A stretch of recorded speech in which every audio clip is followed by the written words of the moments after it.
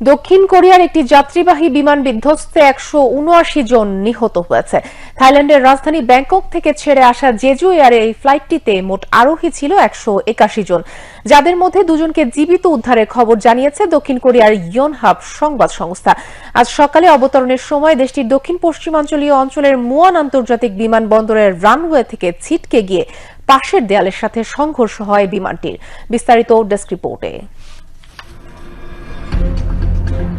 2 ইঞ্জিনের উড়োজাহাজটি কিভাবে রানওয়ে থেকে ছিটকে গিয়ে একটি দেয়ালের সঙ্গে ধাক্কা খেয়ে বিধ্বস্ত হয় তার একটি ভিডিও সামাজিক মাধ্যমে ছড়িয়ে পড়ে। ভিডিওতে দেখা যায় উড়োজাহাজটি দ্রুত গতিতে রানওয়ে থেকে ছিটকে গিয়ে একটি দেয়ালের সঙ্গে ধাক্কা খায়। সঙ্গে সঙ্গেই উড়োজাহাজটি বিধ্বস্ত হয়ে আগুনের কুণ্ডে পরিণত হয়। কয়েক সেকেন্ডের মধ্যেই বিশাল কালো ধোঁয়ার কুণ্ডলিতে আকাশ ছেয়ে যায়। আন্তর্জাতিক গণমাধ্যমের প্রতিবেদনগুলোতে বলা হয়েছে, প্রাথমিকভাবে মনে হয়েছে বিধ্বস্ত হওয়ার কয়েক সেকেন্ড আগে উড়োজাহাজটি এর পেটের ওপর ভর করে অবতরণের চেষ্টা করছিল। সম্ভবত এর ল্যান্ডিং গিয়ারগুলো পুরোপুরি খোলেনি। স্থানীয় সংবাদ মাধ্যমে প্রকাশিত ভিডিওতে দেখা যায় জোড়া ইঞ্জিনের উড়োজাহাজটি চাকা ছাড়াই রানওয়ে দিয়ে অনেক দূর পর্যন্ত ছেঁচড়ে যায়। তারপর রানওয়ে থেকে বেরিয়ে গিয়ে বিমানবন্দরের দেয়ালে ধাক্কা খায়। পরে বিধ্বস্ত উড়োজাহাজটির বিভিন্ন অংশে আগুন জ্বলতে ও ধোঁয়া বের হতে দেখা যায়।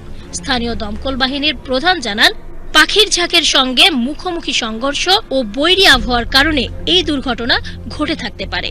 দক্ষিণ কোরিয়ার স্থানীয় গণমাধ্যম জানিয়েছে, উড়োজাহাজটিতে 6 ক্রু সদস্য সহ 181 জন আরোহী ছিলেন। তাদের মধ্যে 2 জনকে জীবিত উদ্ধার করা হয়েছে। তাদের একজন যাত্রী ও একজন ফ্লাইট অ্যাটেন্ডেন্ট।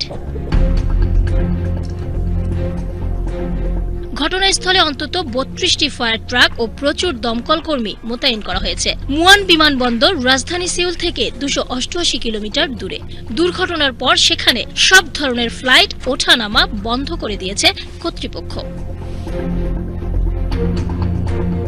সীমা শারমিন, বাংলাদেশ টেলিভিশন।